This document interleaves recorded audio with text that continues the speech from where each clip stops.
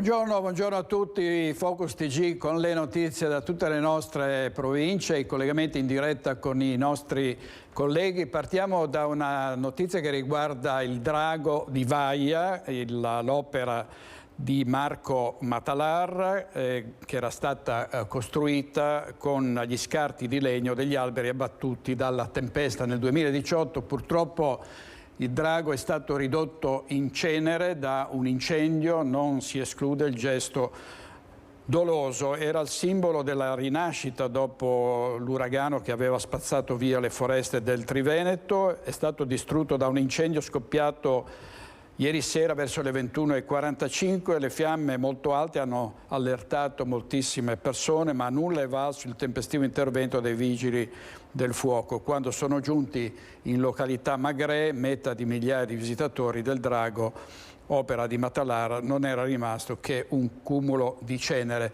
Non si esclude l'ipotesi dolosa. Sul posto, in località Magrè di Lavarone, sono intervenuti subito i vigili del fuoco, volontari della zona, però ormai non c'era più nulla da fare. Vedremo poi un servizio dei nostri colleghi della redazione di Bassano del Grappa con gli ultimi dettagli.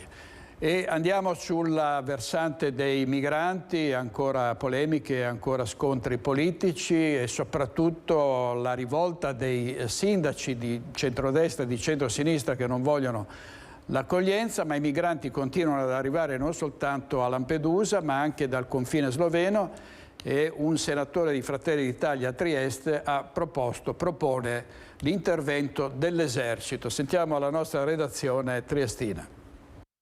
Per quanto riguarda la rotta balcanica, contemporaneamente ad un serrato dialogo con i sindaci e con il territorio per trovare poi una soluzione ai migranti irregolari che sono già presenti nel nostro paese, è necessario assolutamente schierare l'esercito che con pattugliamenti congiunti con le altre forze armate possa respingere i migranti fuori dal confine nazionale.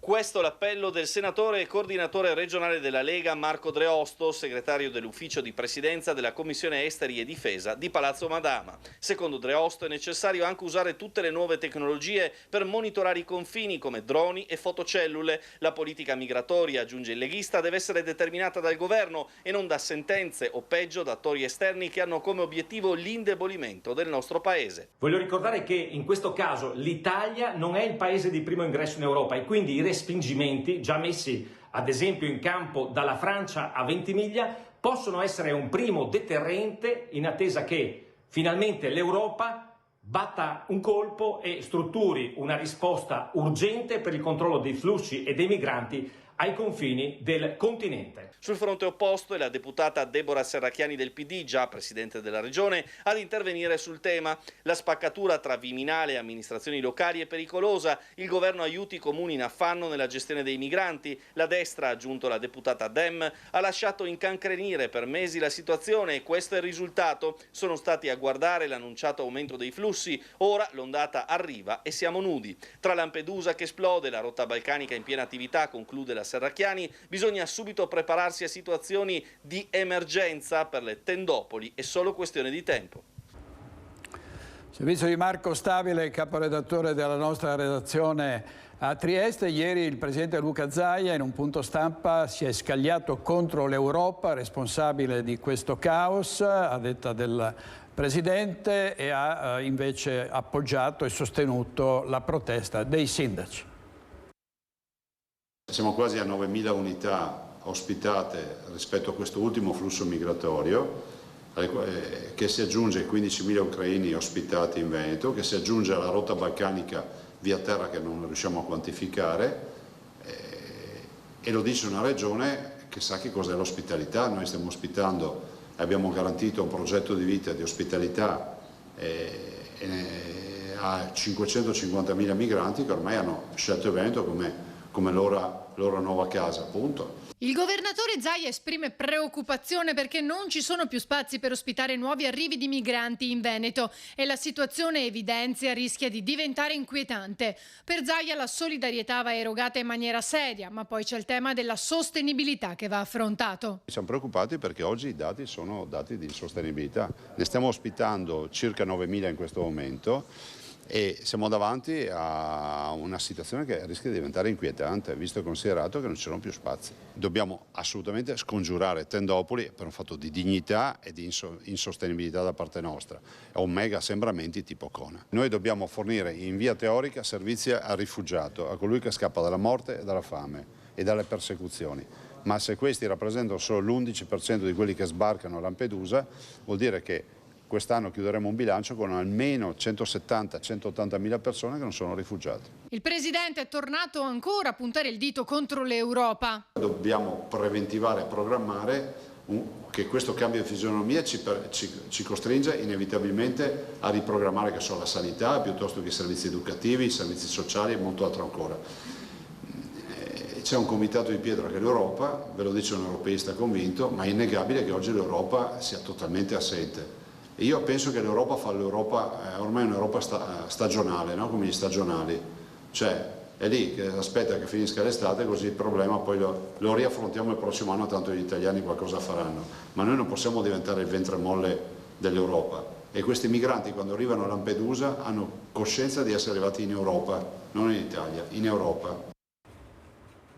In Europa, servizio di Ilaria Marchiori, un attacco frontale al governatore è arrivato nel pomeriggio con una nota da parte di Flavio Tosi, che è deputato e coordinatore regionale di Forza Italia. Ha detto Tosi, Zaia parla sempre più spesso di flussi migratori, tema sul quale le regioni non hanno competenze dirette né tantomeno strutture per l'accoglienza, mentre non affronta mai il grande tema della sanità e del sociale che dipende proprio da lui. Quando tutto andava bene era merito della regione.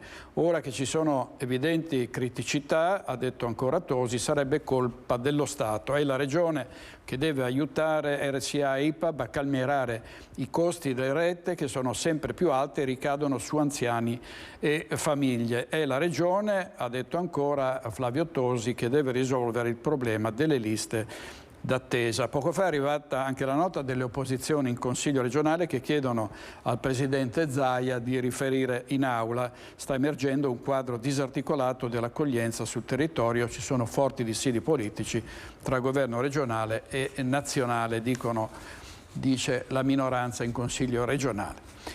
E c'è stato un appello del Vescovo di Vicenza, Giuliano Brugnotto, proprio nel corso delle prime cerimonie che in pratica anticipano le celebrazioni per San Pio X, Papa Pio X, le cui spoglie saranno traslate a Riese, il suo paese di nascita. Nel prossimo ottobre ci sarà il clou di questa cerimonia religiosa. Sentiamo cosa ha detto sui migranti il Vescovo.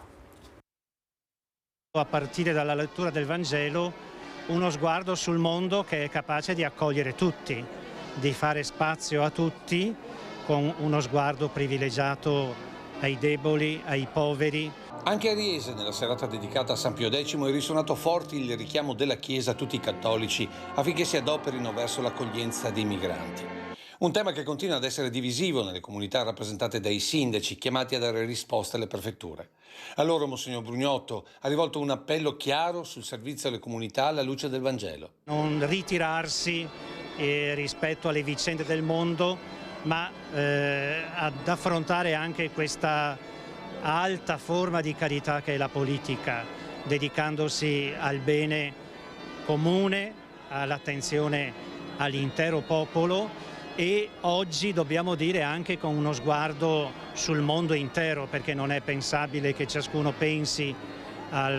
guardi semplicemente al suo piccolo territorio, ma abbia una attenzione e una lettura molto puntuale sui fenomeni del mondo che riguardano anche noi. Un tema che ha dato forza a chi, come il sindaco di Riese, crede più in un'accoglienza diffusa guidata all'inserimento nelle nostre comunità che alla creazione di grandi contenitori per immigrati che rischiano di trasformarsi in nuovi ghetti. Bisogna ognuno fare la propria parte, io credo, e anche noi come sindaci dobbiamo farci portatori di buoni valori e non di chiusura né mentale né tantomeno fisica. E dal Nord Africa arrivano i migranti, continuano gli sbarchi, ma dal Nord Africa e dall'Africa arriva il caldo record e ne abbiamo abbiamo sentito le conseguenze in questi giorni. Avrebbe le ore contate il caldo record, perché sabato l'anticiclone Nerone dovrebbe essere sostituito da Poppea, e cioè una serie di perturbazioni che porterebbero a un abbassamento delle temperature di 15 gradi, oltre che grandine e pioggia. Padova comunque resterà bollente, a quanto sembra, fino a domenica, stando alle previsioni dell'ARPAV. Sono le ore più calde dell'estate 2023. L'anticiclone subtropicale africano sta raggiungendo l'apice proprio in questi giorni anche sulla nostra provincia. Lo stato di allarme climatico per lo stato di disagio psicofisico è stato prolungato fino al 24 di agosto dal Dipartimento di Protezione Civile del Veneto. Fino a sabato insisterà l'anticiclone subtropicale africano, che è responsabile di questa fase particolarmente calda. In effetti le temperature sono molto sopra la media e continueranno ad esserlo appunto fino a sabato. Afe e temperature roventi dureranno fino a sabato, non ci sarà tregua nemmeno nelle ore notturne. Temperature attorno ai 36, 37, 38 gradi, anche 39 localmente per quanto riguarda i valori massimi. E il problema è che anche le temperature minime non saranno molto sopra la media, difficilmente scenderanno sotto i 20 gradi e nei prossimi giorni arriveranno a essere attorno anche ai 23-24 gradi, quindi sarà parecchio caldo rispetto alla norma anche durante le ore notturne. Per trovare un po' di refrigerio bisognerà attendere la domenica. Tra domenica e lunedì l'anticiclone cederà anche sulla pianura e quindi si comincerà ad avvertire una diminuzione di questo caldo anomalo. Poi l'estate dovrebbe mantenere temperature nella media, ma questa ondata di calore per intensità batte quella che si era verificata nella seconda metà di luglio. E gli ospedali sono sotto pressione per tanti colpi di calore, per malanni di stagione. Vediamo cosa ci dice in diretta da Vicenza Luisa Bertini. Sì, buongiorno a voi, buongiorno ai nostri telespettatori. Siamo in compagnia di Romina Cazzaro, direttore sanitario dell'ULSS 8, per parlare di caldo, un'emergenza che questi giorni attanaglia soprattutto le fasce deboli, quindi gli anziani e i bambini. Qual è la situazione, specie per gli accessi al pronto soccorso? Sì, la situazione è di un buon numero di accessi al pronto soccorso, siamo dai 180 ai 200 accessi in pronto soccorso generale qui al San Bortolo ed una tendenza un po' confermata in tutti i pronto soccorso dell'azienda. Patologie che per la maggior parte si attestano in uscita poi con codici bianchi e verdi per oltre il 75% dei casi, quindi non gravi cose, però insomma numeri importanti.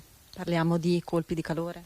Sì, disidratazione, un po' un aggravarsi di situazioni già presenti fondamentalmente, quindi sintomatologie anche abbastanza sfumate e legate alla fragilità in sé, soprattutto delle persone anziane. Ecco, quali sono i consigli proprio rivolti agli anziani? I consigli sono un po' di buon senso, cercare di rimandare le cose che non sono strettamente necessarie, come le uscite, come la spesa per quello che non serve, o alle ore più fresche, o addirittura a venerdì sabato che dicono che la temperatura cambia, bere in abbondanza, cercare di mangiare frutta e verdura ed evitare insomma quegli alimenti che sono un po' più impegnativi. Stare attenti alla conservazione dei cibi, che ovviamente con questi caldi merita particolare attenzione, perché basta molto poco perché un cibo diventi pericoloso di per sé. Diciamo che non c'è soltanto l'emergenza caldo, ma anche le varie gite che portano poi a eventuali traumi e ricoveri. Qual è la situazione? Sì, questo è un periodo di tanta piccola o medio-grande traumatologia, ma anche tanta piccola traumatologia legata a un incremento di attività sportive legate proprio alle vacanze, piuttosto che ai piccoli incidenti domestici che comunque poi richiedono l'accesso di cure in pronto soccorso. Ecco, qual è la situazione dei ricoveri in ospedale? L'ospedale non chiuso per ferie, direi molto gettonato, siamo oltre 900 ricoverati in tutta l'azienda, quindi un ospedale in piena attività.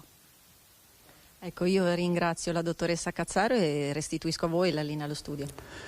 È davvero una situazione che sta diventando allarmante, specie in montagna, si stanno sciogliendo i ghiacciai, preoccupazione sulla Marmolada, vedete una testimonianza riportata dal Gazzettino, qui nel ghiacciaio si sentono ruscelli d'acqua che scorrono come prima del disastro, il disastro che poco più di un anno fa causò la morte di 11 escursionisti. Cosa dicono gli esperti comunque per le prossime ore? Sentiamo il dottor Veronese dell'ARPAV che parla di un miglioramento, l'arrivo di perturbazioni, quindi piogge e grandine già da domenica.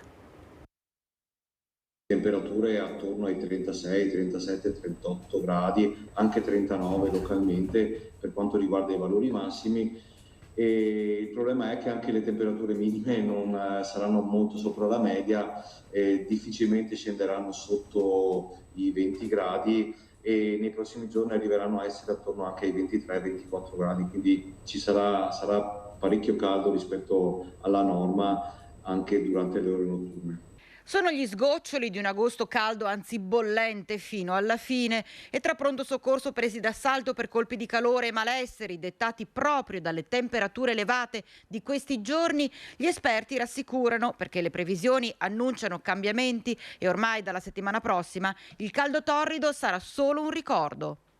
Almeno fino a sabato insisterà l'anticiclone subtropicale africano che è responsabile di questa fase particolarmente calda. In effetti le temperature sono molto sopra la media e continueranno ad esserlo appunto fino a sabato quantomeno. Tra domenica e lunedì l'anticiclone cederà anche sulla pianura e quindi si comincerà ad avvertire una diminuzione di questo caldo anomalo. Allora andiamo a Susegana in diretta da Christian Arboit perché ai lavoratori dell'Electrolux sono state offerte delle angurie proprio contro il caldo e anche degli integratori, ma mi pare che i lavoratori non siano soddisfatti. A te la linea, Christian.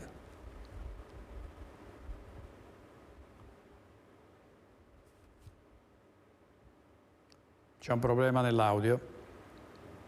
Non ti sentiamo Christian, non ti sentiamo, vediamo se riusciamo, vediamo se la regia mi dice se possiamo in qualche modo ripristinare il collegamento.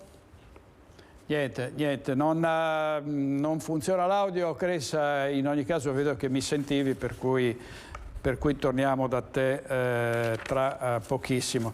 Andiamo avanti con un servizio che riguarda un incendio che si è sviluppato a Padova in via Uruguay e ovviamente è un incendio che ha devastato un capannone, un'intera azienda e vediamo adesso a questo punto se si stanno contando i danni. Vediamo.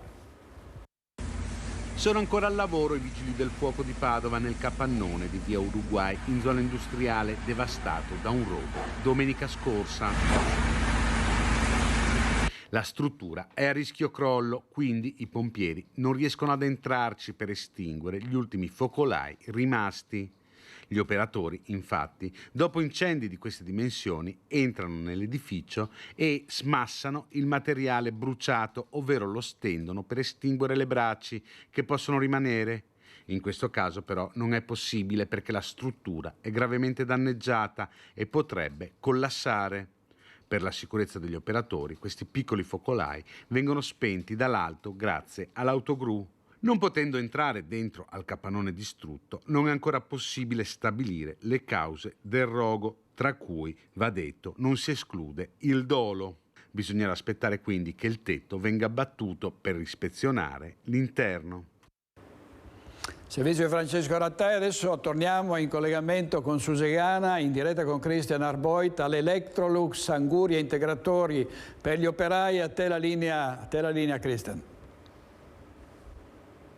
Sì, direttore, buongiorno anche da parte di Simone Merlo. Mi trovo all'esterno dell'Electrolux di Susegana, lo stabilimento simbolo del manifatturiero trevigiano, dove gli operai dipendenti sono rientrati al lavoro lunedì e dove stanno vivendo ore d'inferno. Il caldo ovviamente picchia duro soprattutto su chi lavora, su chi è in catena di montaggio. I sindacati, le RSU, hanno aperto una trattativa sui turni di lavoro proprio per far fronte a questa emergenza, a questo caldo intensissimo che in alcuni reparti supera abbondantemente i 30 gradi. L'azienda, oggi immensa, ha messo a disposizione, lo vedete, delle fette di anguria ma anche degli integratori di sali minerali. Augustin Breda, RSU, volto storico del sindacato di Electrolux.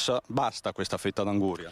La fetta d'anguria, quando è buona, è sempre gradita. Il punto è che le temperature così eccezionali anche per il periodo stanno facendo far grande fatica agli operai che stanno sulle linee di montaggio, che si trovano con 3 elementi essenziali: temperature elevate, 31, 32, 34 gradi a seconda dei reparti, un'umidità molto alta che fa percepire una temperatura ancora più alta, e il vincolo di lavorare nelle linee di montaggio dove il ritmo non te lo puoi dare. Questo è una situazione che richiede, secondo noi, richiedeva un intervento più deciso. Bene i rinfrescatori che però appunto non limitano le temperature alte a sufficienza, bene i sali che servono a integrare, bene l'anguria quando c'è, che oggi è il primo giorno di questo frutto, però la verità è che nelle ore di punta bisogna interrompere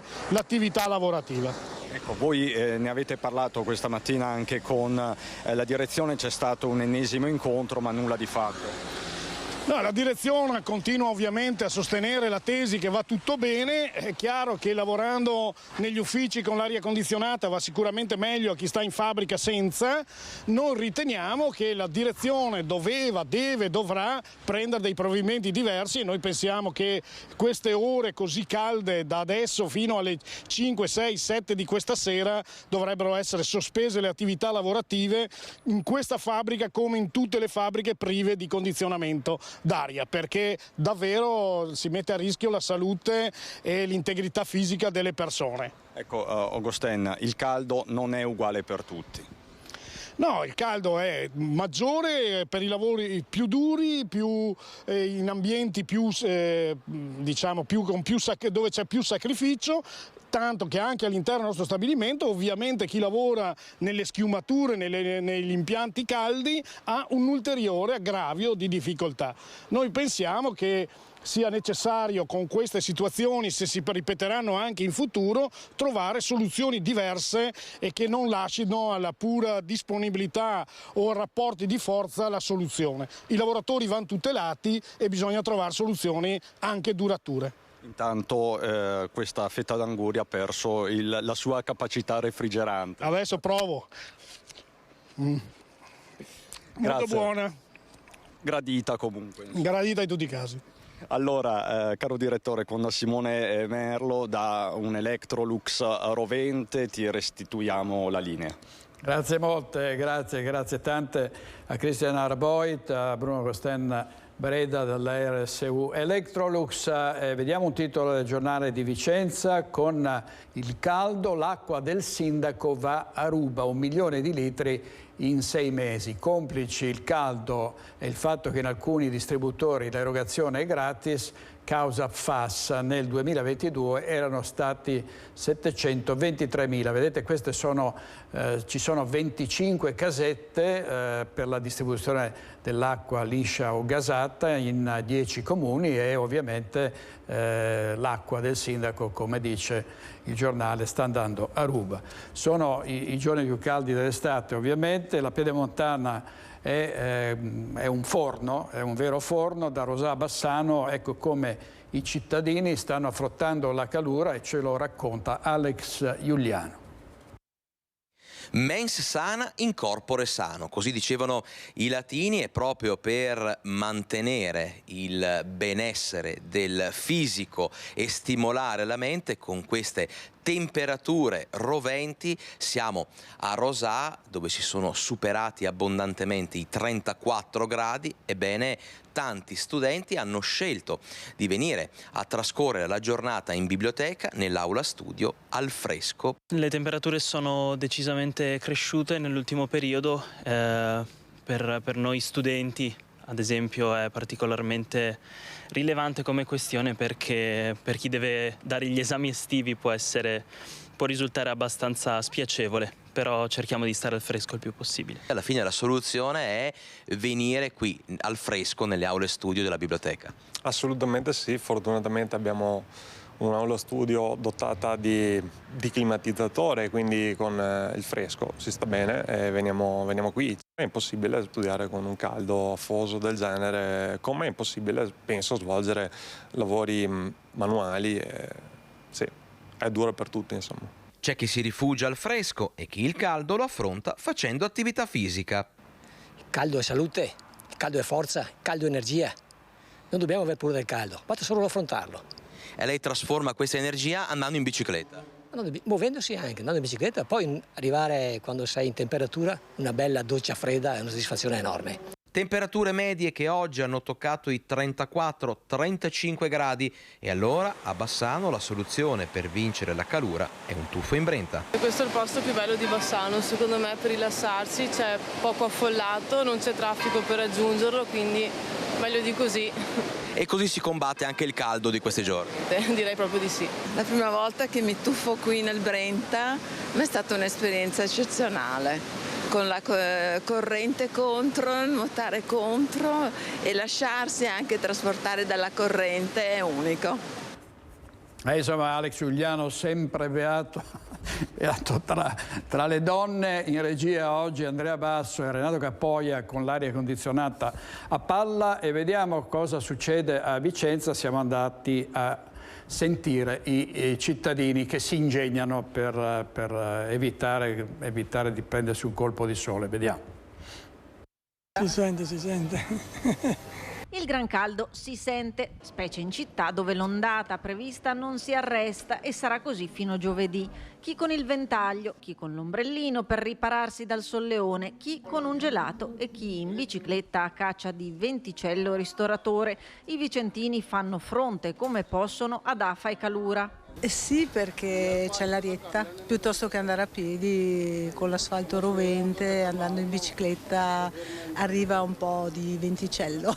Si sta a casa, infatti vado a casa col condizionatore acceso. Si cerca di stare all'ombra a casa e si fa la piazza, nient'altro. Io ho un giardino, quindi vivo benissimo nel mio giardino. Cercare di stare tranquilli, mangiare qualche cosa che ci faccia bene ma non che ci faccia venire ancora più calore e basta, così andiamo avanti. Si cambiano anche le abitudini, ad esempio il cane si porta fuori negli orari più freschi. Sì, è vero. Per evitarlo non so cosa si può fare. Bere tanta acqua, andare al fresco, a montagna. L'importante è non lavorare troppo. Siccome in agosto si lavora poco, si sopporta anche il caldo. E lo sa bene chi a Vicenza è venuto in vacanza. Turisti abbagliati, è il caso di dire, dalle bellezze palladiane che trovano così sollievo a mente e spirito. Grande caldo, il gelato è bello. Si beve molto e si cerca di stare all'ombra e ogni tanto una pausa in qualche locale condizionato. Si sta bene. Io sono in visita, quindi non sono veramente contento di visitare Vicenza. Si soffre il caldo? Assolutamente no. Da dove arriva lei? Da Francia. È più caldo là? Adesso sì, fa molto caldo in questo momento. 40 gradi, quindi qui va bene. Intervista di Luisa Bertini, vediamo i titoli di apertura del Corriere del Veneto. Le 1000 vite di Matteo Politi, il chirurgo con la terza media, farò i soldi come Paperone. È stato arrestato a Mestre, lavorava in un albergo, era latitante da molto tempo, operava, faceva interventi di chirurgia estetica senza avere la laurea in medicina, ma aveva conseguito soltanto la terza media. Vediamo il presidente Zaia sull'autonomia, dossier per il ministro Calderoli, spesa pubblica, fondi e gettito. E poi ancora ovviamente i migranti che tengono banco, i regolari sono 493.000, quasi tutti lavorano e contribuiscono per il 12% al PIL regionale.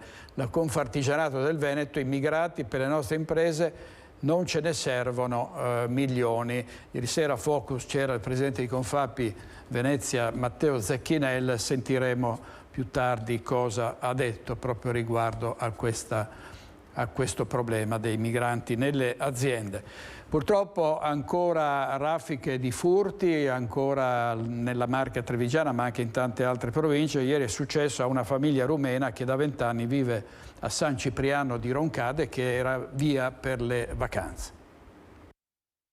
Stare attenti con chi si parla e stare molto attenti, non fidarsi delle persone e pubblicare magari meno cose sui social, per esempio su dove si è o cose di questo tipo. Questi i consigli antifurto da chi ha subito, non più tardi della serata di ieri, questa infelice esperienza.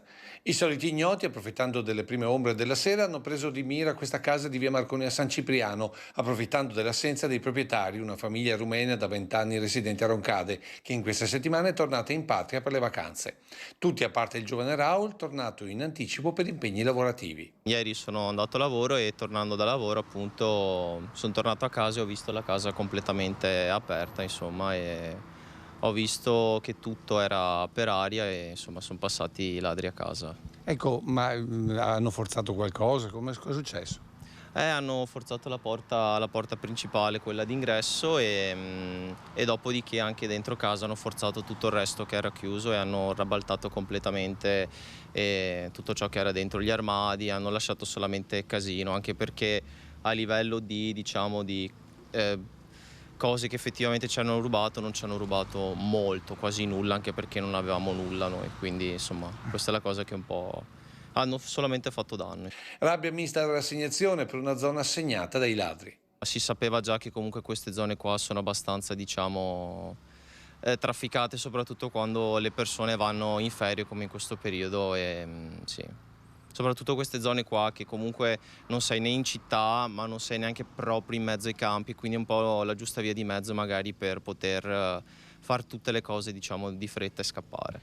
Questo nonostante il portoncino blindato cambiato da poco con la ristrutturazione dell'esterno dell'abitazione e con l'allarme in attesa di installazione. Per il giovane Raul tutto poco efficace se i ladri possono agire indisturbati perché i proprietari hanno fatto sapere che sono in vacanza. Consiglio comunque di essere un po' più riservati, anche perché al giorno d'oggi è molto facile, insomma, accedere alle informazioni. Servizio di Lucio Zanatto, c'è l'associazione dei cittadini non distratti, ricorderete Monica Poli che combatte contro i borseggiatori. Per fortuna ci sono anche i ladri distratti che fanno un furto ma lasciano improvvidamente il portafogli lì dove hanno compiuto il reato e ovviamente in questo caso vengono subito identificati. Vediamo, servizio di Edi Caliman. Stavano per mettere a segno un colpo in una casera di Col San Martino, ma nella fuga a uno dei due ladri è caduto il portafoglio. È quanto avvenuto la sera di Ferragosto nella frazione di Farra di Soligo. I due malviventi erano riusciti a forzare la serratura della porta d'ingresso del casolare e arrivare all'interno dell'abitazione, ma sorpresi dal rientro inaspettato del proprietario si sono dati alla fuga a mani vuote e a gran velocità. Allertati i carabinieri, durante il sopralluogo nella casera è stato trovato un portafoglio contenente i documenti di uno dei due ladri, molto probabilmente perso durante la fuga. Si tratta di un 20enne padovano che è stato prontamente denunciato per tentato furto in abitazione.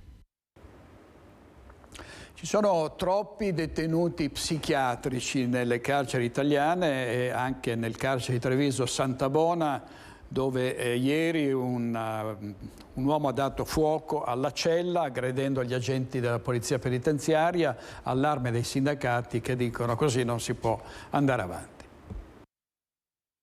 Il detenuto adesso comunque non è stato trasferito in un'altra sede, per cui abbiamo resettato questa problematica a Treviso e inizierà dove è stato trasferito. Un soggetto noto, recidivo, il trentenne di origine nordafricana che sabato sera ha dato fuoco alla sua cella. Sono bastati pochissimi minuti perché il rogo divampasse per l'intero abitacolo. Lenzuola, materassi e oggetti presenti sono bastati per far propagare l'incendio che ha sviluppato del fumo denso che ha invaso anche parte del corridoio. Tempestivo l'intervento della polizia penitenziaria. Dei 7 agenti intervenuti, 5 sono finiti in ospedale per il fumo inalato e le ferite riportate a seguito dell'aggressione del trentenne. Per ognuno alcuni giorni di prognosi. È una situazione ormai insostenibile, non superato ogni livello di tolleranza. È un soggetto, fra l'altro, dove la sanità credo che non riesca a dichiararlo psichiatrico. Situazione che il segretario triveneto del sindacato di polizia penitenziaria Giovanni Ivona denuncia anche a seguito delle tensioni sempre più frequenti all'interno del carcere di Santabona. Il detenuto che ha scatenato l'incendio è stato trasferito a Padova, ma secondo il segretario non è questa la soluzione. Creare dei circuiti, possiamo dire specializzati, dei circuiti dove magari abbassare quello che può essere il livello custodiale, prettamente custodiale, e affiancare davanti a questi soggetti molto probabilmente personale sanitario.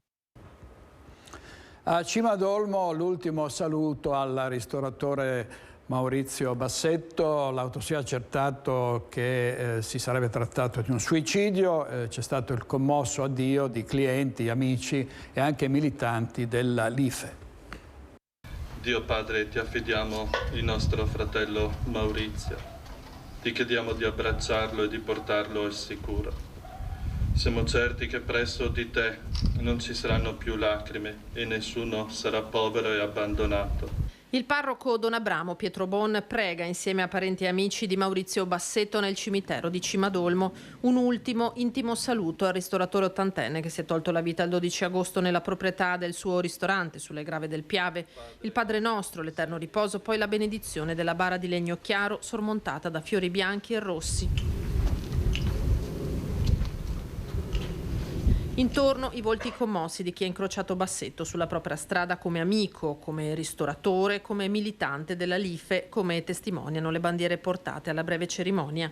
Maurizio è sempre stato un bravo signore, di quel che abbiamo potuto conoscerlo noi altri, abbiamo sempre trattato da signori. Un po' strana sta morte. Maurizio me lo ricordo di una umiltà e di una, come dire, quando uno si vergogna a stare in pubblico, timidezza, perché a ogni fine cena, quando organizzavamo le nostre grandi cene, non voleva mai venire a raccogliere quel bel plauso che si fa sempre al cuoco, si tirava indietro, era sempre ritroso. Però sempre disponibile. Noi facevamo la cena di Caude anno, ormai il prossimo anno sarebbe stata la 10ª. Per noi ormai era diventato un appuntamento fisso, era per noi veramente un punto di riferimento. Ora ci sentiamo più poveri, confusi. Il nostro anfitrione è uscito di scena, lasciandoci però un'eredità di ricordi altissimi, invidiabili. Ad Maiora, Maurizio.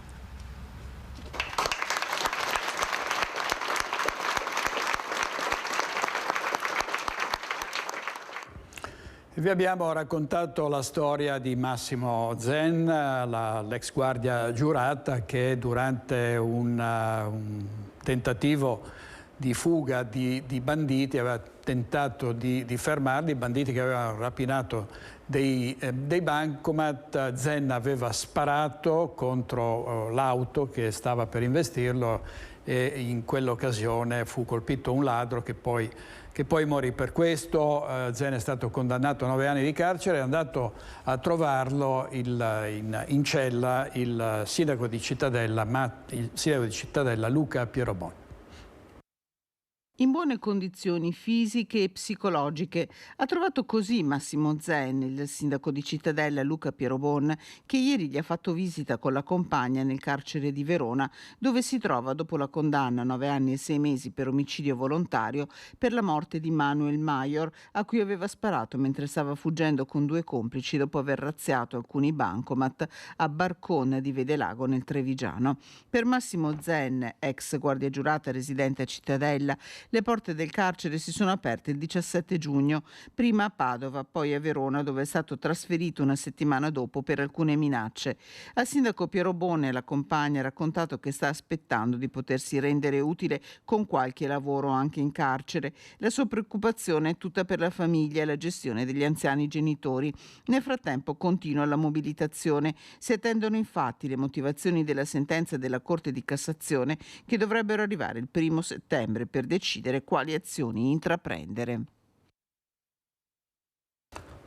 Allora andiamo avanti sempre con la cronaca. Un incontro in comune a Cadoneghe tra il primo cittadino e una delegazione di multati dagli autovelox dell'ex statale del Santo. Ecco com'è andato questo incontro, vediamo. C'è totale disponibilità da parte mia innanzitutto ad ascoltarli e a capire anche quali sono le loro problematiche. Li ho informati che ho avviato una verifica interna per capire da quando è stato installato il dispositivo a oggi. Voglio sapere tutti i passaggi che sono stati profusi dai tecnici in ogni particolare. Non una fumata bianca, ma nemmeno una fumata nera. Un incontro positivo in comune a Cadoneghe, quello tra il sindaco Marco Schiesaro e una rappresentanza di cittadini multati dall'autovelox installato lungo la ex statale del Santo. È stato un incontro molto costruttivo, un incontro che ha aperto delle possibilità di risoluzione di questo problema, che ormai sta diventando un problema colossale, visto il numero di notifiche e di sanzioni che stanno arrivando nelle case dei padovani, ma non solo dei padovani, anche di persone che vengono da tutta la parte del Veneto. Il primo cittadino di Cadoneghe ha espresso la volontà di avviare una verifica interna per capire l'iter per raggiungere una soluzione al problema. Il sindaco è un organo di controllo e di garanzia nei confronti di tutti i cittadini, in questo caso anche quelli che non sono del mio comune. Quindi io mi pongo in una condizione di verificare il lavoro che è stato svolto dai miei tecnici e dopodiché io dirò in base alle risultanze quello che riterrò più opportuno. L'unica soluzione per il comitato spontaneo dei multati dal Velox di Cadoneghe è che le multe vengano cancellate. Questa è una delle ipotesi che il Comune potrebbe anche percorrere. È chiaro che la conclusione dell'iter non può che essere, per quanto ci riguarda, l'annullamento di tutte le sanzioni e di tutte le notifiche che ancora giacciono negli uffici postali di mezzo Veneto. Ieri sera sono arrivati a Ferriole, a Selvazzano, altri 34 migranti e la vicepresidente dell'ANCI Elisa Venturini chiede ancora una volta una cabina di regia per gestire questi flussi migratori. Vediamo.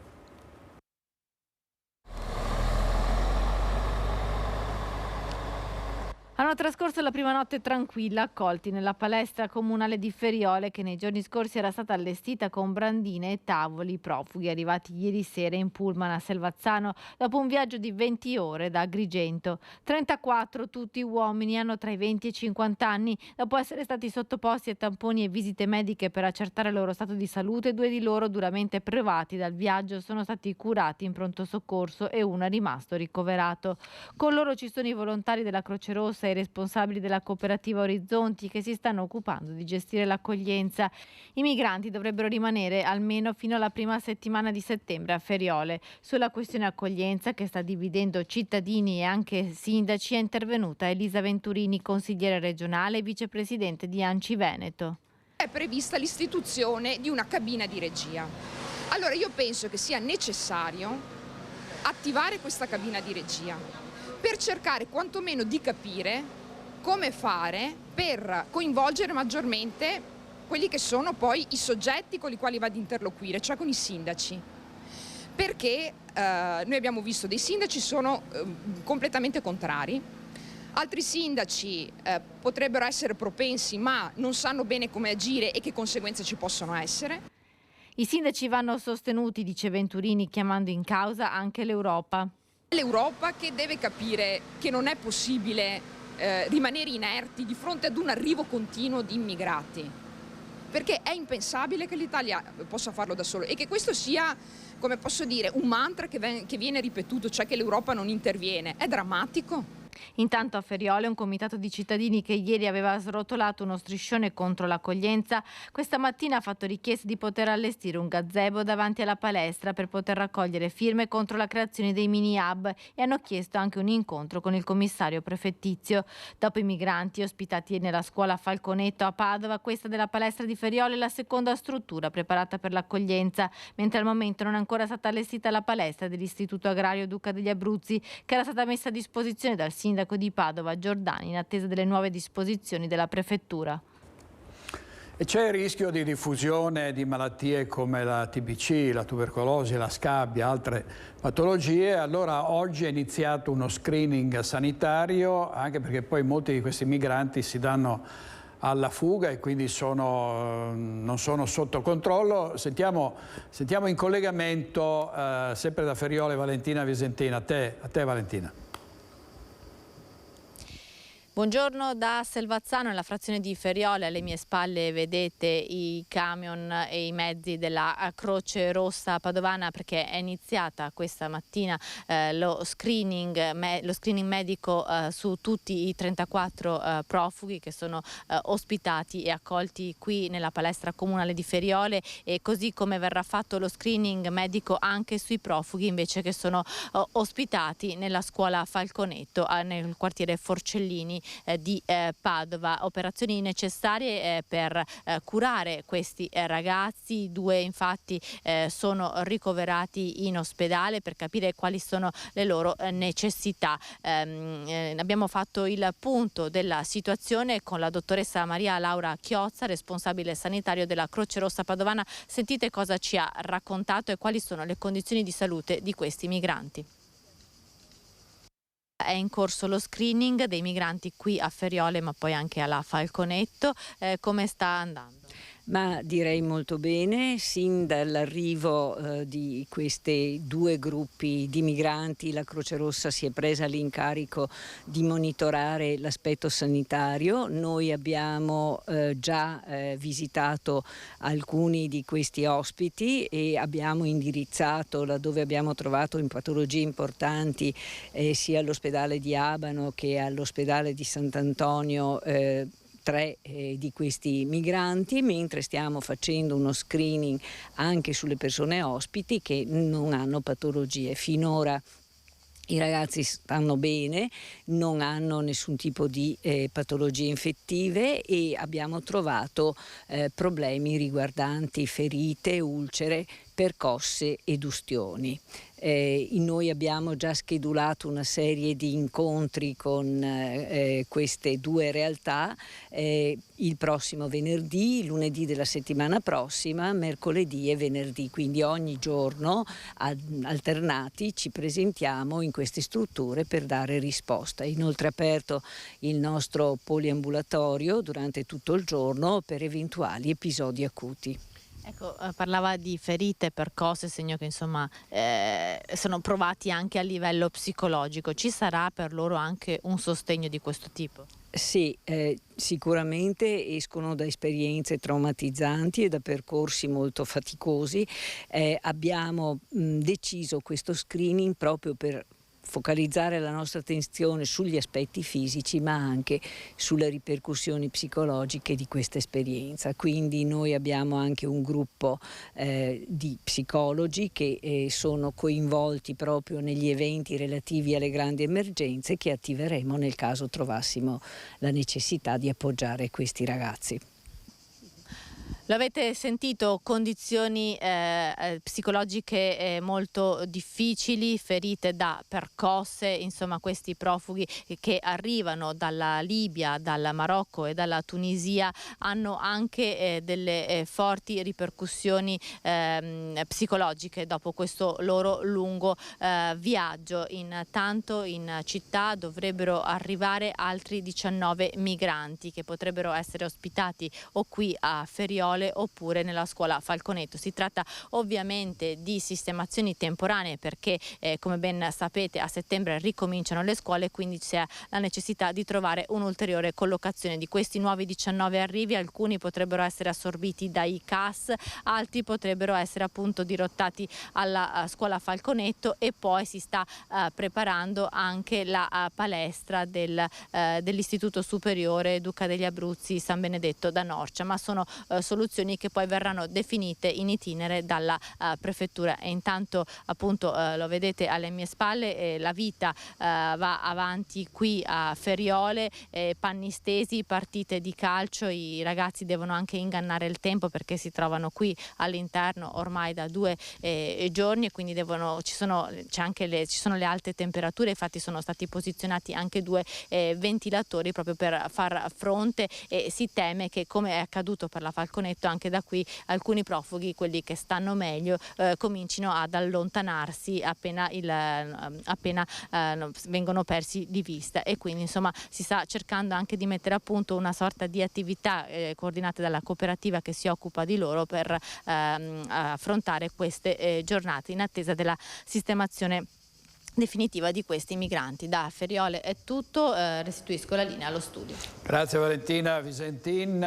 Sono numerosi i minori non accompagnati e quindi una situazione ancora più difficile per i sindaci. Ieri sera ne abbiamo parlato a Focus, una puntata intitolata Migranti in albergo, Veneti in bolletta. Sentiamo cosa ha detto sulla possibilità di integrare nelle aziende questi extracomunitari il presidente di Confapi Venezia, Matteo Zecchinel.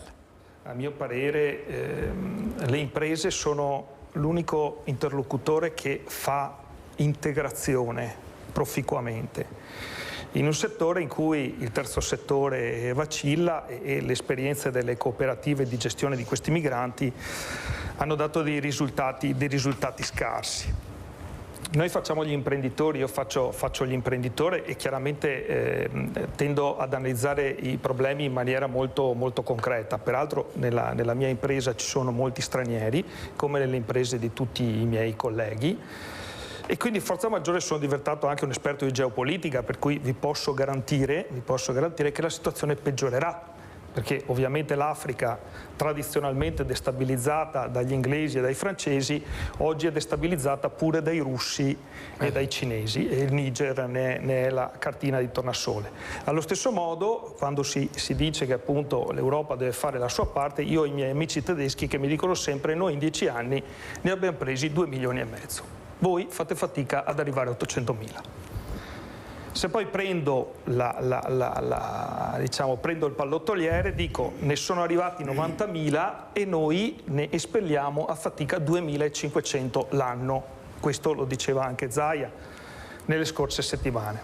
Per cui abbiamo un problema.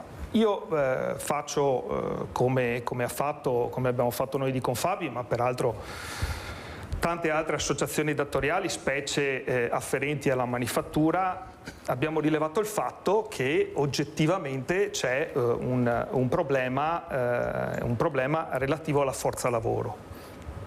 Cito sempre i dati di Veneto Lavoro di quest'anno che ci dicono che su 100 posti di lavoro disponibili ne vengono occupati soltanto 50. 25 non vengono occupati per il gesto celebre mismatch delle skill, per cui quello che richiedono le imprese, quello che dà la platea dei lavoratori, e altre 25 persone non ci sono proprio.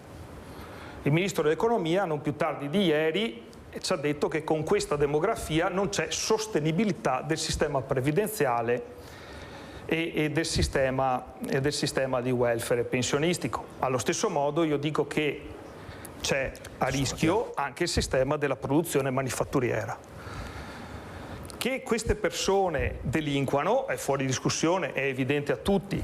È chiaro ed evidente che però ci sono delle criticità che vanno affrontate. Le imprese possono fare la loro parte deve farla anche la politica e la magistratura, perché ognuno di quei singoli migranti che noi vediamo sbarcare dalle navi e scendere da quei pullman, in realtà viene preso in carico dal sistema giudiziario.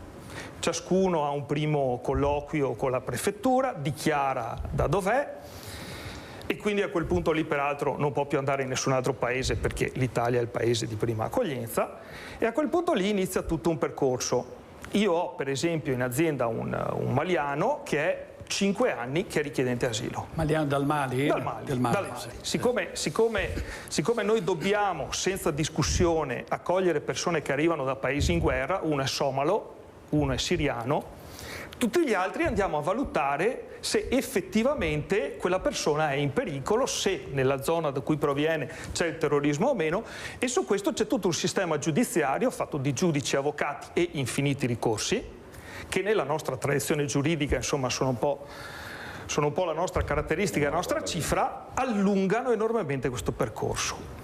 Ovviamente come sistema delle imprese... Allora questo era il presidente Matteo Zecchinelli ieri sera a Focus sui migranti e sul ruolo difficile anche delle imprese, avete sentito, che devono filtrare e trovare le persone non soltanto quelle qualificate, ma vogliono trovare i profughi veri e propri, quelli che scappano dalla guerra e dalla fame e non quelli che vengono qui per altre ragioni. Andiamo in pubblicità. In regia, come vi dicevo, Andrea Basso e Renato Capoia, e poi riprendiamo. State con noi perché ci collegheremo anche con Porto Gruaro, con Ilaria Marchiori, perché ci sarà un appello disperato di una mamma alla quale i ladri hanno rubato l'ultimo ricordo di un figlio morto in un incidente stradale.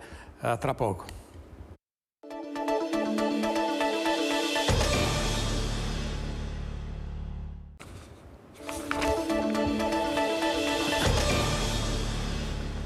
Di nuovo in diretta con Focus TG abbiamo aperto questa edizione del telegiornale con il rogo che ha distrutto il famoso drago di Vaia, un'opera d'arte ricavata dagli scarti del legno degli alberi abbattuti durante la tempesta Vaia nel 2018. Sembra che si possa essere trattato di un incendio doloso. Vediamo i dettagli in questo servizio. Le fiamme in pochi minuti lo hanno completamente avvolto e divorato. Se n'è andato così il drago di Vaia, l'opera d'arte dell'artista altopianese Marco Martalar, posizionata a Lavarone sull'Alpe Cimbra. Ecco ciò che rimane del grande drago, alto più di 6 metri, costruito con 2000 scarti di arbusti, legno di risulta della tremenda tempesta Vaia. È grande lo sconforto dello scultore. Pensare tutto il tempo che ho dedicato a fare quell'opera lì, che in 20 minuti sia andata persa, è proprio tanta fatica per fare, poca per distruggere, proprio così. Il rogo è scoppiato ieri sera poco prima delle 22 con fiamme visibili anche da lontano. Sul posto sono intervenuti i vigili del fuoco, non è esclusa la pista dolosa. Quando è la natura fare un disastro la comprendi, la capisci, no? Perché non lo fa in maniera colpevole. Quando invece l'essere umano farlo, allora sì, è difficile da metabolizzare. Un'opera che aveva richiamato migliaia e migliaia di visitatori e anche oggi sono molte le persone che hanno raggiunto il luogo dell'incendio. È forte il dispiacere della comunità di Lavarone. Ma lo rifarà il drago? Adesso è troppo, cioè non puoi fare una cosa che è unica, cioè ogni pezzo è unico, non può ricostruire da zero, cioè adesso come adesso non mi viene in mente niente, come non so. Sono qui, sono venuti su delle persone anziane che piangevano proprio come aver perso un caro. Restiamo sull'altopiano perché c'è l'emergenza lupi a Foggia dopo un doppio attacco a un gregge di pecore di una razza in via di estinzione. detta appunto Forza o Vicentina, si temono altre predazioni da parte dei lupi. Sentiamo l'allevatore che ha perso 4 dei suoi 19 capi, tra i quali anche il montone maschio. Il giovedì mattina praticamente ho trovato il mio montone maschio mangiato insomma, da questi lupi praticamente. E la mattina le ho rimandate su, mattina dopo, e il lupo ha attaccato di nuovo praticamente alle 10 di mattina.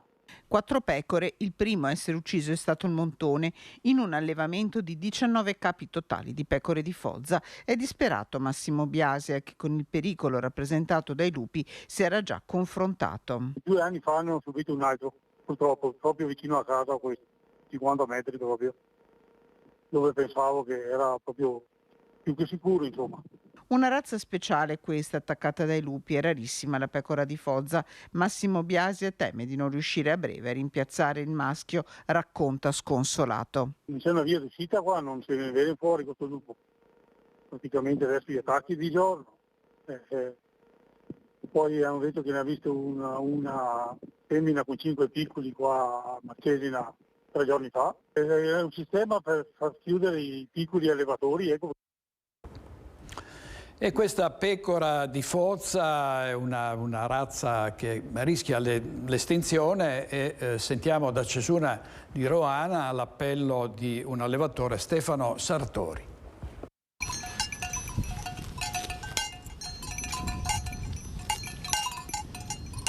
Una difficoltà nell'allevamento, perché già la gestione del gregge a livello stanziale è molto difficile, rimanere in stalla per noi è un costo importante.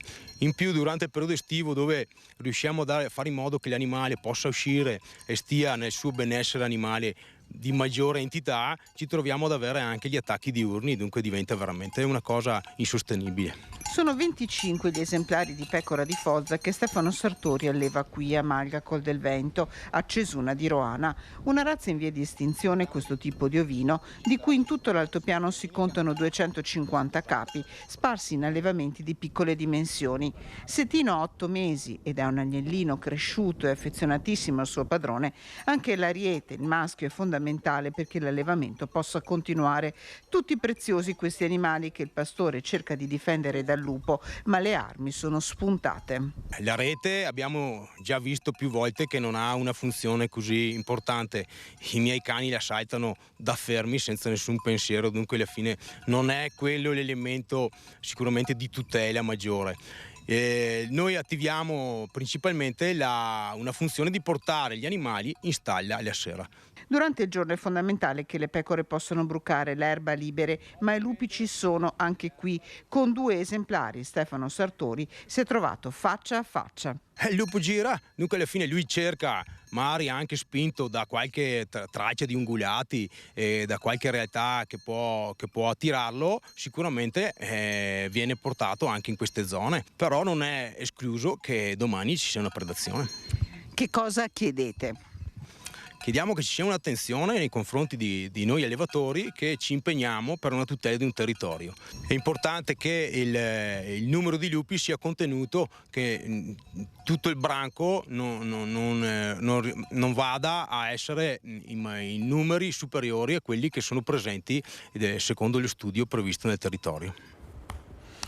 Allora adesso parliamo ancora di maltempo, si temono grandinate. Le grandinate avevano procurato gravi danni alle imprese, avevamo sentito un autotrasportatore che adesso però, come tanti altri imprenditori, si sta rialzando e sta tornando a crescere e a lavorare. Sentiamo in diretta Cristian Arboita. Te Cristian.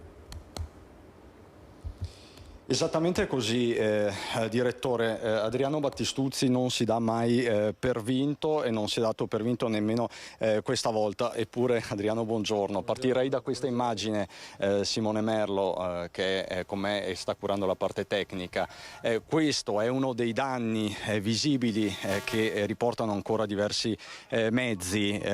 Insomma, le ferite delle grandinate di luglio-agosto sono ancora ben visibili. Sono ben visibili, però in queste situazioni o ti dai una mossa, ti su le maniche e dici dobbiamo andare avanti, quindi stiamo cercando di riparare quelli che ci stanno arrivando, i vetri e le sostituzioni, però dobbiamo comunque continuare, non è che ci possiamo fermare per una grandinata.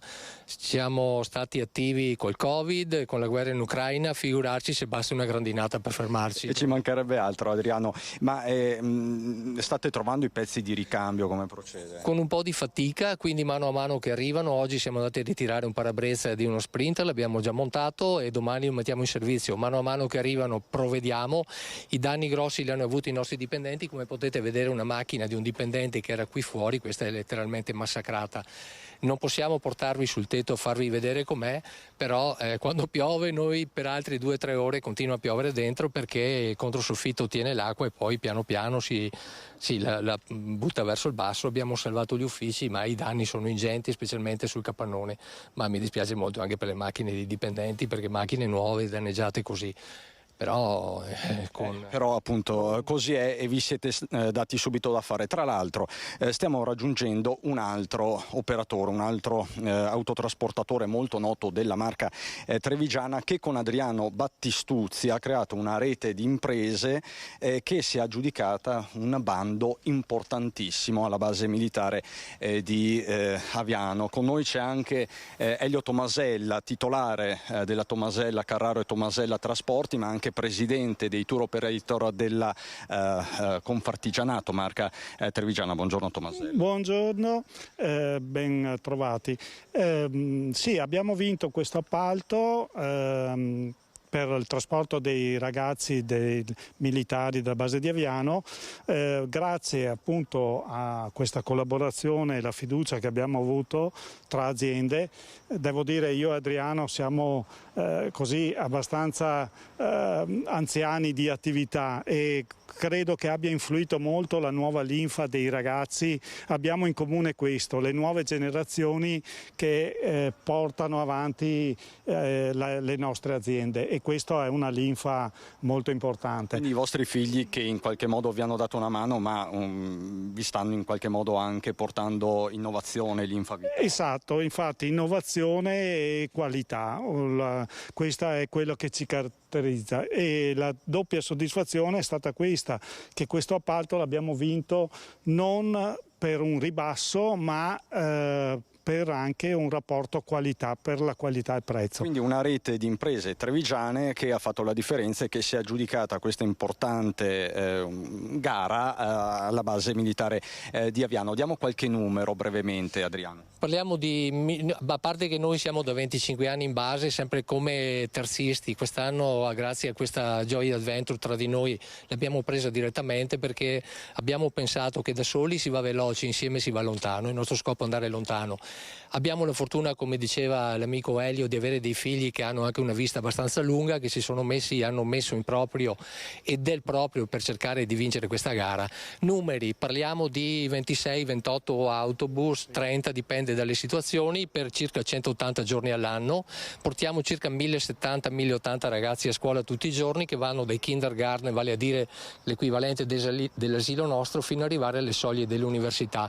Cosa ci hanno chiesto sostanzialmente? Chi siete? Dateci prova della vostra serietà, della vostra capacità e di quello che sapete fare, e su questa base abbiamo visto questa gara. Poi i soldi sono stati una conseguenza successiva, ma prima di tutto la serietà, e io con orgoglio posso dire che insieme all'amico Elio abbiamo messo in campo la nostra esperienza, la nostra serietà e la nostra storia, e lì è stata la nostra fortuna. Vi chiedo 2 battute velocissime, anche in qualità di presidente dei tour operator di Confartigianato. Si trovano autisti? Ecco, su questo punto, noi, la nostra azienda, per esempio, da 7 autisti, a parte con accompagnatrici, io ho firmato 38 contratti di assunzione nel giro di poco tempo.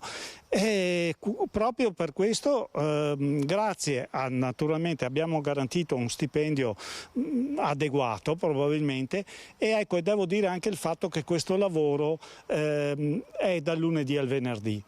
Secondo me per gli autisti il sabato e domenica diventa è molto più problematico da trovare. Quindi voi siete coperti, diciamo, state assumendo ma trovate? No, siamo già partiti col lavoro e quindi abbiamo già coperto queste cose. Devo dire così una semplice considerazione, credo che un po' della cultura del servizio bisogna cambiarla, perché il sabato e la domenica la gente vuole servizi, ma bisogna qualità della vita, ma per fare i servizi bisogna che ci siano delle persone che siano disposti a sacrificarsi per altri. Quindi bisogna dare valore sia alle aziende che fanno i servizi, non solo chi produce altre cose, ma i servizi devono essere un po' valorizzati, le aziende e anche di conseguenza il personale. Ecco, messaggio chiarissimo Tomasello. Un'ultima battuta per Battistuzzi, Adriano, se puoi. Ecco, questo è uno dei pullman, là c'è un pullman di Tomasella, questo è un pullman di Battistuzzi. Noi li conosciamo i pullman Battistuzzi perché voi vi siete occupati di tanti transfer dall'Ucraina. Questa è una domanda che vi voleva fare anche il direttore Baccialli. Voi siete stati protagonisti l'anno scorso dell'accoglienza dei profughi dall'Ucraina. Lei Battistuzzi come vede invece la partita che si sta giocando in queste settimane, questi nuovi flussi migratori soprattutto dall'Africa, dal Centrafrica? Oddio, è una cosa un po' difficile. Io credo che non possiamo fermare il vento con le mani. Possiamo cercare di proteggerci dal vento, ma fermarlo no. C'è qualcosa che dipende molto non solo dall'Italia, ma è una questione europea e forse mondiale. Dobbiamo però anche far capire a questi profughi che non arrivano qui e trovano l'Eldorado. Purtroppo sono così lusingati da una situazione che gli viene creata ad hoc per fargli credere che qui trovino l'oro colato. Non è così. Quindi forse alla base di tutto è questo qua. Devono capire questo. Tomasella, tra l'altro questi profughi migranti che poi possono essere integrati nelle aziende, proprio 10 secondi. In questo caso il problema nostro per integrare queste persone nella nostra attività ci vuole della formazione che è abbastanza lunga e avere la certezza dell'onestà di queste persone che arrivano. Quindi senz'altro ce ne sono di persone che potranno essere utilizzate. Il problema sono i tempi che per fare una patente oggi come oggi ci vuole un anno e quindi chiaramente potremmo usufruire di queste persone che manifestano questa idea però per il futuro. Allora io vi ringrazio, grazie a Elio Tomasella, presidente della Confartigianato Tour Operator della Marca Trevigiana, grazie come sempre Adriano Battistuzzi, direttore da Ascomigo di Conegliano. Con Simone Merlo ti restituisco la linea. Grazie, molto interessante l'intervento dei due imprenditori perché hanno dato due notizie. La prima è che gli autisti non sono irreperibili, si trovano, no? 38 contratti di assunzione, quindi ci sono persone disposte a fare questo lavoro, solitamente si dice il contrario, e poi il passaggio generazionale, quando si dice ai grandi capitani di industria, agli imprenditori che hanno fondato le aziende non subentrano mai i figli, non è vero, i figli spesso sono affiancati dai loro padri ma poi ottengono risultati e lavorano sodo come si è visto in questo caso. Adesso andiamo in diretta a Portogruaro, vediamo se sarà possibile collegarci con Ilaria Marchiori da Portogruaro perché la madre di un ragazzo che è morto in un incidente stradale lancia un appello ai ladri che hanno portato via l'ultimo ricordo. Non siamo ancora pronti, sembrava che fossimo pronti, non importa, allora rimandiamo di pochi minuti, però vediamo intanto, andiamo a Bassano del Grappa, gli sviluppi della vicenda Baxi Pengo. Dovrebbe incontrare il titolare della Baxi, la sindaca Elena Pavan. C'è chi dice avrebbe dovuto incontrarlo prima del famoso Consiglio Comunale del 27 luglio. Vediamo. Addirittura oggi scopriamo che il 25 di agosto il sindaco deve andare a chiarire questa questione. Il 25 di agosto? Cioè, abbiamo votato un mese fa in Consiglio Comunale.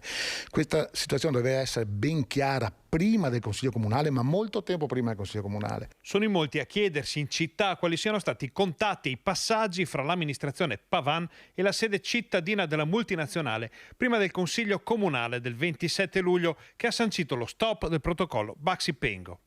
E sono in molti a chiedersi che senso abbia un tavolo su questo tema ora. Beh, ce lo chiediamo anche noi, soprattutto tenendo conto del dibattito che c'è stato su questo tema. L'utilizzo strumentale, oserei dire quasi squallido, del tema occupazionale dei lavoratori prima di arrivare in Consiglio Comunale, nel senso che abbiamo assistito al dibattito che c'è stato, ci sono dichiarazioni, interviste, lo stesso dibattito di quella sera in Consiglio Comunale, tutto centrato sul fatto che sembrava che il giorno dopo, se si evitava di andare a trasformare uno degli ultimi polmoni verdi di Bassano, sarebbe successo che in Baxi avrebbero chiuso o quasi. Le successive comunicazioni da parte dei vertici bassanesi della multinazionale hanno cambiato le carte in tavola e qui sorgono altre domande. Allora mi chiedo fino ad oggi con chi ha parlato l'amministrazione e soprattutto i vertici di Baxi cosa hanno detto all'amministrazione prima di quel Consiglio Comunale. L'accusa è durissima. Nessuno ha mai detto che i lavoratori della Baxi non possono essere utilizzati per battaglie politiche di bassa lega, chiamiamola così. Le opposizioni ritengono inaccettabile che si sia messo sullo stesso piano e nello stesso protocollo un'ipotesi occupazionale che poi si è rivelata essere di portata decisamente diversa da quella prospettata e un piano di insediamenti nell'ultimo lembo di campagna bassanese. Questa cosa è gravissima, che si sia lasciato che i lavoratori della Baxi diventassero quasi merce di scambio rispetto a questa questione. È inaccettabile e che oggi si vada a verificare come sono effettivamente le cose, io lo trovo incomprensibile. Come vi ponete voi dell'opposizione, della minoranza, ma anche insomma, i consiglieri della maggioranza che hanno votato no al protocollo in questo momento quindi? Noi siamo disponibili a sederci attorno a un tavolo con Baxi per vedere quali sono i problemi, se ci sono a questo punto, della Baxi e quali sono le possibili soluzioni, senza vincoli precostituiti su quale deve essere la soluzione finale. Questo era Campagnolo, adesso vediamo la polemica sul Genius Center, sempre a Bassano del Grappa, dopo la bocciatura che è arrivata da Roma, ma tante idee per trovare un'alternativa. Ai nostri microfoni e sui social il dibattito sul futuro del Genius Center e su cosa servirebbe davvero alla città è più che mai aperto. Idee e proposte si susseguono, ognuna con la sua logica.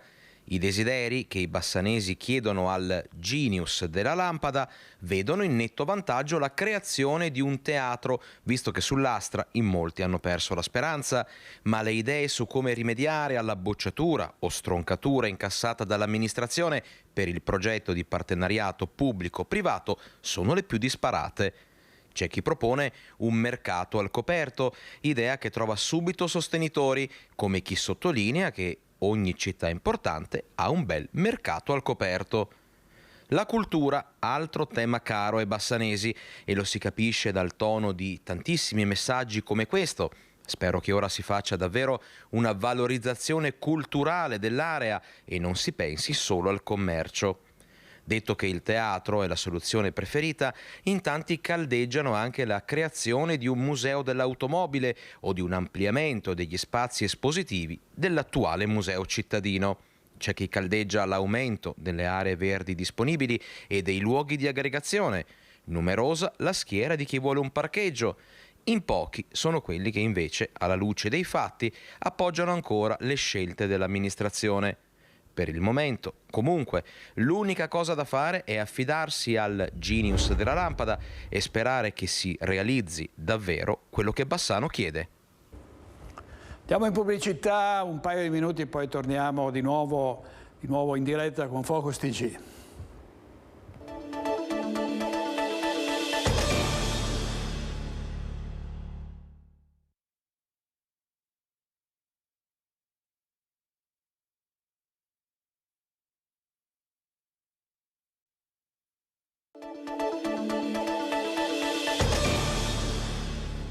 Allora andiamo a Portogruaro in diretta con Ilaria Marchiori, perché i ladri hanno portato via oggetti importanti all'interno di un'abitazione e i genitori di un ragazzo che è morto in un incidente stradale chiedono ai ladri almeno di restituire l'ultimo ricordo del figlio che non hanno più.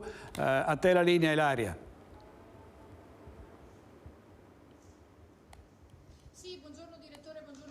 Spettatori, purtroppo abbiamo avuto qualche problema di linea, ma ora abbiamo risolto tutto. Siamo qui insieme al signor Giorgio Rizzetto, papà di Marco, che appunto, come hai accennato poco fa, ha perso la vita nel 2014 in un incidente stradale e da allora ovviamente la famiglia non si è più data pace e si vive nel ricordo di Marco, un ricordo, signor Rizzetto, che è stato in qualche modo violato proprio dall'ingresso di questi ladri che hanno portato via degli oggetti che gli appartenevano e a cui voi siete molto legati. Esatto, infatti erano cose sue, particolari, che si aveva nel tempo, diciamo così, trovato e comprato. Si tratta di monete da collezione? Da collezione che non hanno neanche, io non so neanche che valore abbiano, però sa come era un ultimo ricordo di lui. Ieri sono la prima camera che hanno trovato, purtroppo era quella sua, e hanno portato via quello che hanno trovato. E quello lì. Non è che noi facciamo un appello che ce li riportino, magari forse si potesse, anche perché verrà inascoltato di sicuro. Però soprattutto mia moglie è stata molto male, sapendo che ha portato via anche quest'ultimo ricordo. Però la vostra speranza sarebbe quella che in qualche modo, anche se sono dei ladri che sono entrati così senza rispetto, si mettessero una mano sul cuore e eventualmente ascoltassero l'appello di due genitori disperati. Gli darei anche la mancia e starei zitto. Ecco, avete sentito, queste sono le parole di Giorgio Rizzetto che appunto si trova qui. C'è anche la moglie che ovviamente non se la sente di parlare, ma il dolore nell'aver visto rubare. Un dolore al dolore. Come tanti altri dolori in questi quasi 10 anni abbiamo subito in silenzio e forse inascoltati da quasi tutti. Giorgio, chi era Marco? Il suo ricordo? Cosa le viene, la prima cosa che le viene in mente di Marco, se lo dovesse descrivere? Buono, molto buono. È una persona che mi ascoltava, voleva sapere tutto quello che io sapevo, sulle arti anche, non arti, cose meccaniche, cose così, ma lui era sulle cose tecniche, studiava su quelle cose lì, era appassionato. Io vedevo una persona, era diverso dall'altro figlio che abbiamo, no? Quindi era anche giusto così, proprio bravo. Ecco, avete sentito ovviamente l'appello, anche se il signor Giorgio non ha molta fiducia, ma lo rinnoviamo, se questi ladri ci stessero ascoltando, almeno di mettersi una mano sul cuore e di restituire a Giorgio, alla moglie, insomma ai genitori di Marco, queste monete che appartenevano al ragazzo. Qui da Portogruaro è tutto, ringrazio il signor Rizzetto, restituisco la linea allo studio. Grazie Ilaria Marchiori, al signor Rizzetto, a sua moglie per questo grave ennesimo dolore, disposto a dare persino una mancia, il signor Rizzetto. Se non volete rischiare non so che cosa, speditecele qui a noi in una delle nostre reti e noi le restituiremo alla famiglia. Non hanno valore, quindi basta poco per ridare un minimo di sollievo a questa famiglia così gravemente colpita. Restiamo sulla cronaca, l'arresto di un finto medico, un finto chirurgo estetico che continuava a fare interventi senza avere la laurea, è stato arrestato a Mestre. Si spacciava da 15 anni per chirurgo estetico, riuscendo a ingannare centinaia di persone, tra medici e pazienti, sulla sua professionalità, quando invece possedeva solo la terza media come titolo di studio.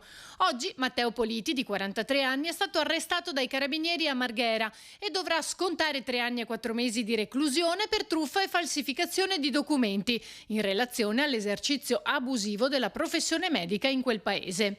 Nei giorni scorsi aveva fatto credere di essere a Hong Kong, una delle città in cui esercitava, quando invece lavorava tranquillamente in una struttura alberghiera di Mestre. Il mandato di arresto europeo eseguito oggi è stato emesso in Romania, dove, secondo la magistratura, tra marzo e dicembre 2018 Politi si sarebbe finto medico, inducendo in errore 9 vittime riguardo alla sua qualità di specialista in chirurgia plastica estetica, usando un nome contraffatto ed eseguendo interventi in ben 5 strutture sanitarie a Bucarest, ottenendo profitti per decine di migliaia di euro. Era anche già stato denunciato per esercizio abusivo della professione, ma questo non l'ha fermato, mettendo in difficoltà anche un omonimo vero medico, ma estraneo alla vicenda.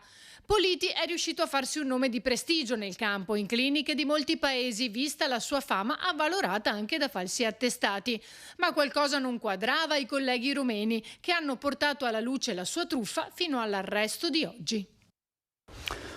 Se ne sta per andare, almeno fino a sabato resterà il Nerone a tenerci al caldo, poi arriva Poppea, il ciclone Poppea, grandinate e pioggia. E c'è stata tanta pioggia, tante grandinate con grossi danni per l'agricoltura, ma il settore vitivinicolo, nonostante prima la siccità e poi la grandine, resiste e pare che la prossima vendemmia 2023 sarà una vendemmia eccezionale. Sentiamo in diretta Francesco Rattai.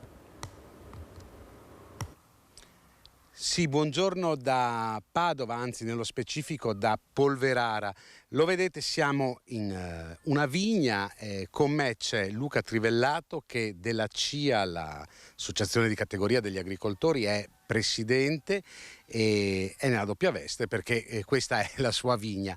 Siamo venuti a chiedere proprio a chi produce il vino quali sono le prospettive per la vendemmia 2023. Manca pochissimo all'inizio, è stimata per lunedì prossimo l'avvio della raccolta delle uve più precoci, lo Chardonnay, il Pinot Bianco. Chiediamo al presidente della CIA se hanno dei dati e come sarà questa vendemmia 2023. Sì, buongiorno a tutti. Innanzitutto è una vendemmia che si prospetta positiva rispetto anche all'anno scorso. Le piogge primaverili hanno sicuramente aiutato, la mancanza della siccità rispetto al 2022 ha permesso una maggior vegetazione da parte delle vigne e è chiaro che questo però ha anche comportato maggiori difficoltà nel controllo delle malattie funghigne, soprattutto per quanto riguarda le vigne, per cui oidio e peronospora in primis. Qual è il calendario della vendemmia, se riusciamo a dirlo molto brevemente? Ecco. Beh, si inizia con le uve con la buccia più sottile, per cui i bianchi, e si finisce con i rossi, per cui appunto settimana prossima si inizierà con i primi bianchi e poi piano piano si arriverà ai rossi, per poi concludere per ultimo con il Friularo, che ha un suo modello di raccolta e di produzione. Il Friularo è il vino appunto che viene dal freddo, anche il suo nome. Sui nostri territori qua in provincia di Padova, cosa stimate per questo 2023? Ma si stima una raccolta superiore del 10-15% rispetto alle quantità. Ci aspettiamo una qualità sicuramente maggiore rispetto al 2022, appunto per le condizioni climatiche che si sono dati quest'anno e l'assenza soprattutto di siccità, come dicevo prima. Per cui un'annata sicuramente positiva, ecco, per i nostri viticoltori. Ecco, una domanda che probabilmente molti si fanno è: ma le tempeste, la grandine che ha flagellato il nostro territorio in questi mesi ha inciso sulla produzione del vino, dell'uva in quest'anno? Beh, allora per quanto riguarda la grandine, tutti i fenomeni che noi abbiamo avuto in quest'estate, primavera e estate, sono fenomeni molto forti, ce ne siamo accorti tutti, ma anche molto localizzati. Per cui le fasce colpite, il passaggio della tempestata, della grandine è limitato nello spazio, per cui ovviamente ci sono stati viticoltori che hanno subito dei danni, ma a pochi chilometri di distanza può anche non essere successo niente, solo aver ricevuto la pioggia, che invece è di giovamento ovviamente per le nostre produzioni. Ecco, quindi anche con delle notizie tutto sommato positive per un prodotto che rappresenta anche il nostro territorio, rappresenta il Veneto in Italia e nel mondo. Io restituisco la linea allo studio. Grazie molto a Francesco Rattai, al suo ospite. Chiudiamo una notizia che è arrivata adesso: è stato individuato il presunto ladro del cellulare di Monica Poli, attivista dei cittadini non distratti, nota in rete per avere così coniato questo motto attenzione pickpocket. È stato individuato un 32enne tunisino non nuovo a reati della stessa natura, che avrebbe sfilato il cellulare dalla tasca di Monica Poli mentre era impegnata in una intervista ad una troupe giornalistica, non la nostra, una troupe giornalistica francese durante la sua attività. Grazie molte, grazie ad Andrea Basso e a Renato Cappoia in regia, a voi che ci avete seguito fin qua. Stasera l'appuntamento con Focus alle 21:15. Buona giornata.